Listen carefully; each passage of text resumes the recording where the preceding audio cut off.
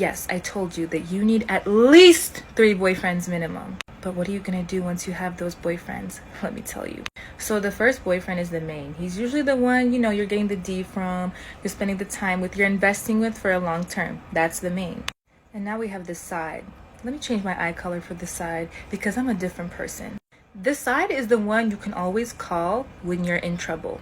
The reason you have 3 boyfriends in the first place, let me tell you, is because you don't have a husband.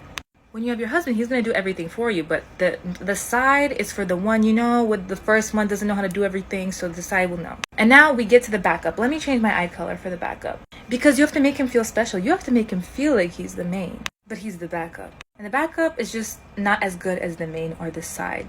And then they're all just men. It's not really that serious. Well, now you know, guys. Depending on how a woman is treating you, will determine which category you fall under according to her list. If you are not getting all of those 3 in one, you are one of those 3.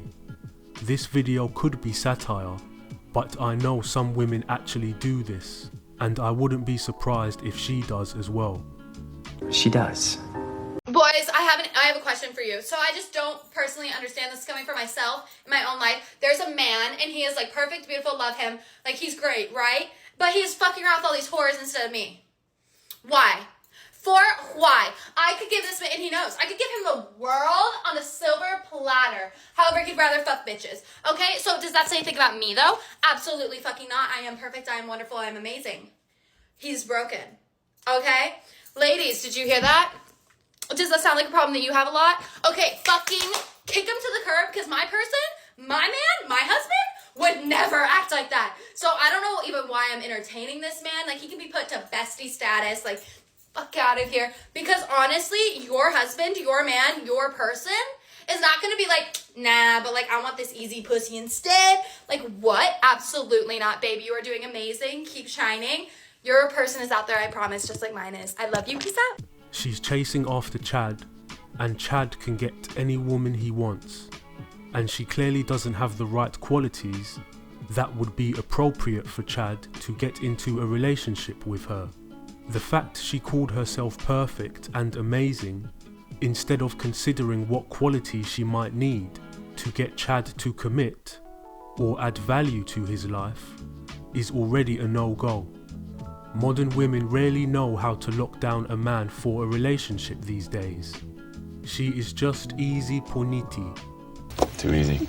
Here's what to say to a man who cares about your body count. I saw a video the other day where a guy was asked whether he thinks body count matters than a woman he's about to date, to which he responded, if a girl is ran through, then she's for everybody else. I kind of feel like guys want girls for themselves. We care about women's body count because we want them to be all for ourselves. We don't want them to be any other guy. We want to provide for them. We want to be the man in their world. And then he went to go on and say that 0 was his ideal body count for a woman because she got to be a virgin. I got to take that ish and show her what it's about because she's going to be mine at the end of the day. My dearest man-child, what you're describing here is the fact that you see women as objects that you can have all for your little self. Because the reality is your concern with your body count shows how little faith you have in yourself that you'll measure up to any of the men she's been with before you. A woman who's never been with another man can't find you disappointing in or out of bed because she has no one to compare you to. And while I think it's admirable that you think you want to provide for a woman and be the man in her world, I think what you mean is that you want her to think that you're the only one who can provide for her because that's how you control her, because you're not secure enough in yourself to be with a woman who is free to leave you but chooses not to. And so in conclusion, ladies, your body count is your past, and any man preoccupied with your past has no faith in himself to make your future better. So the next time a man asks you what your body count is, tell him it's not his freaking business and leave the date as quickly as possible. Because why spend any time with a man who doesn't realize that even though your past and where you came from does matter, what matters more is what you learn from your past and where you're going next. It's hilarious how she thinks she's a man-child because he wants to provide for a woman, wants to be the only man in her world, and doesn't want her to be shared amongst other guys. Yet women will then desire guys to provide for them. How can they want to be provided for without offering those requirements to men first?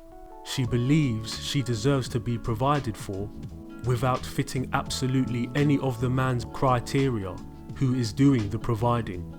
It's hilarious how women use a man's desire for chastity and turn it around to suggest they are insecure.